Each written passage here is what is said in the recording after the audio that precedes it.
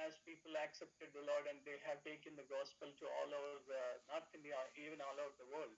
और केरला में भी वैसे अनेकों जाति के लोगों ने परमेश्वर के राज्य को, परमेश्वर के सुसमाचार को स्वीकार किया, और पूरे दुनिया में या पूरे भारतवर्ष में उन लोगों ने परमेश्वर के सुसमाचार को लेकर गए. And same thing happened in Andhra Pradesh. I come from Andhra Pradesh. I know the situation there. और उसी प्रकार से आंध्र प्रदेश में भी हुआ, और मैं आंध्र प्रदेश से आता हूँ और वहाँ की जो परिस्थिति है उसके बारे में मैं बहुत वाकिफ हूँ. 30 years back, the situation was totally different in Andhra, but now it's totally different. 30 साल पहले आंध्र प्रदेश की जो परिस्थिति थी वो पूरी तरह से अलग थी, लेकिन अभी पूरी विपरीत है. All the gospel spreading to all the communities, OBC community and general caste, the common caste, to all the people group, the gospel spread.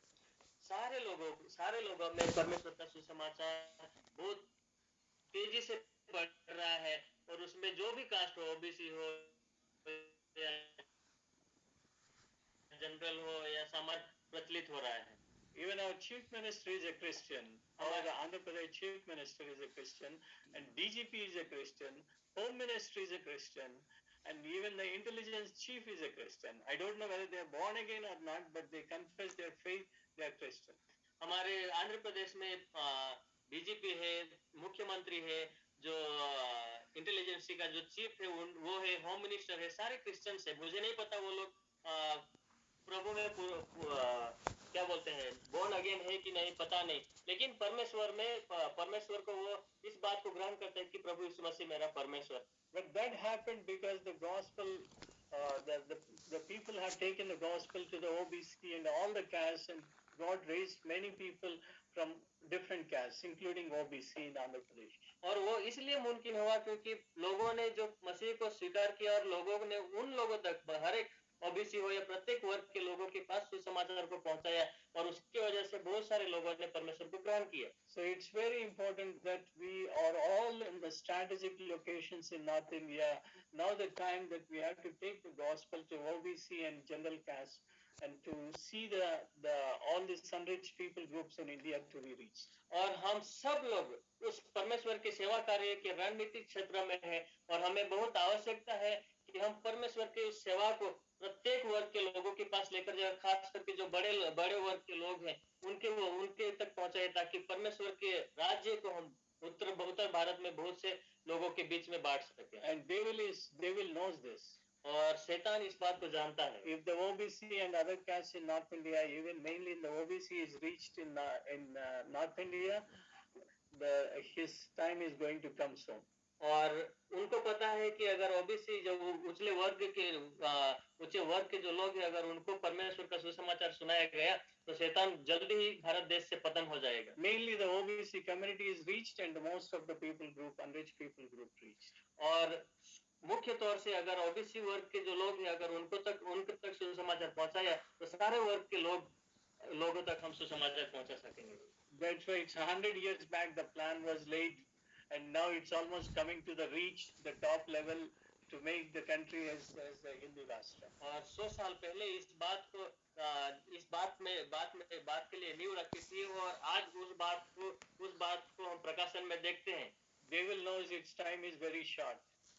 शैतान को पता है कि उसका समय बहुत छोटा है. If North India is reached and almost all the unreached people groups are reached. अगर उत्तर भारत हमने जीता या उत्तर भारत तक हमने सुसमाचार पहुंचाया तो सारा भारत तक हम पहुंच पाएंगे. He wants to stop that. That's why we have been seeing this so much persecution in last few years. और वो इस बातों में रुकावट लाना चाहता है, इसीलिए हम देख रहे हैं बहुत सारे सताव को कई सारे उत्तर भारत राज्यों में. And then nobody can stop the God's plan.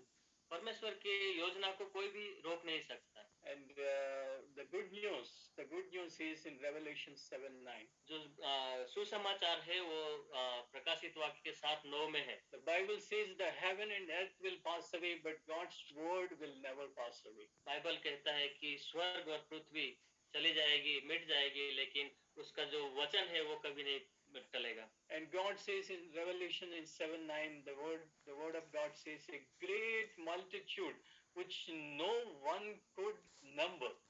और बाइबल कहती है प्रकाशित वाक्य के 7:9 में, एक इतना बड़ा जन समूह जिसको कोई गिन नहीं सकता, उतना जनसमूह है। No one could number.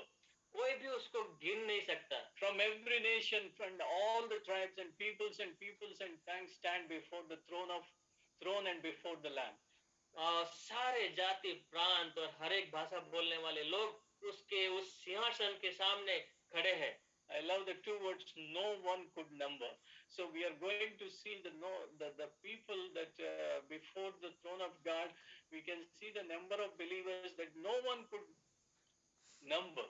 और मैं इस बात को इस चीज इस सब से मुझे बहुत लगाव है कि कोई भी उस नंबर को कोई भी उसको गिन नहीं सकता।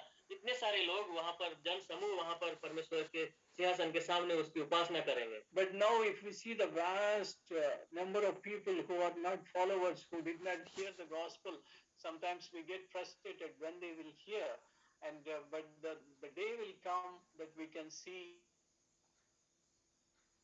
the number one would number.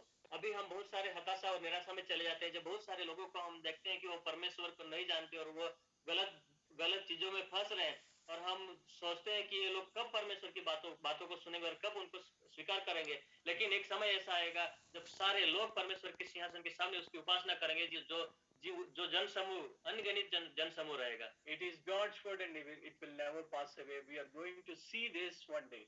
और ये परमेश्वर का वचन है और ये कभी टलेगा नहीं, और ये एक दिन हम जरूर देखेंगे। But we have to remember why God called us and what is God's purpose in our life, how I can join in God's mission.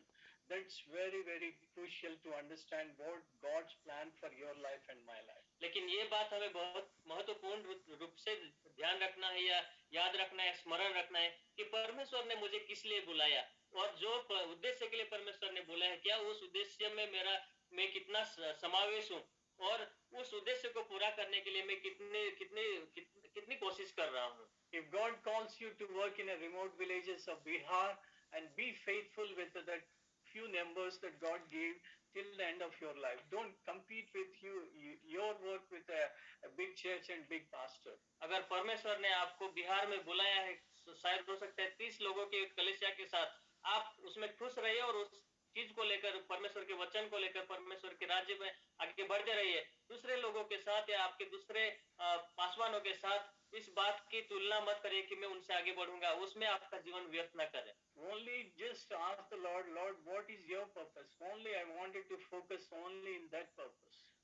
इस बात के लिए प्रार्थना करें कि परमेश्वर आपका उद्देश्य क्या है, आप क्या चाहते हैं, आपका उद्देश्य क्या, उस उद्देश्य के लिए मैं काम करना चाहता हूँ और उसी के लिए मुझे आगे बढ़ाइए। And if we do that, if we do our part, अगर we will finish our race well. अगर वो हम करते हैं और हमारा हिस्सा हम उसमें हमारे हिस्से का काम अगर हम करते हैं तो एक हम अच्छी दौड़ पूरी करेंगे। But before us there is a big task of OBC community in North India and in the other castes that we had to take the gospel.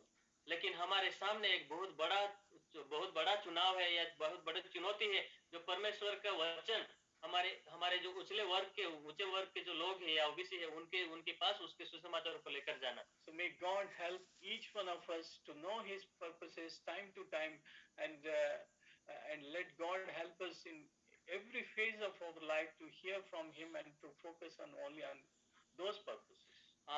परमेश्वर आप सबों को इस बात के लिए आशीष करें कि आप उनके उद्देश्य को जान सको और उस उद्देश्य के अनुसार उनके जीवन उस आपके सेवा कार्य में परमेश्वर के उद्देश्य के हिसाब से बढ़ते रहें और उस उद्देश्य को पूरा करने में परमेश्वर आप सबों को आशीषित करे। धन्यवाद। Thank you.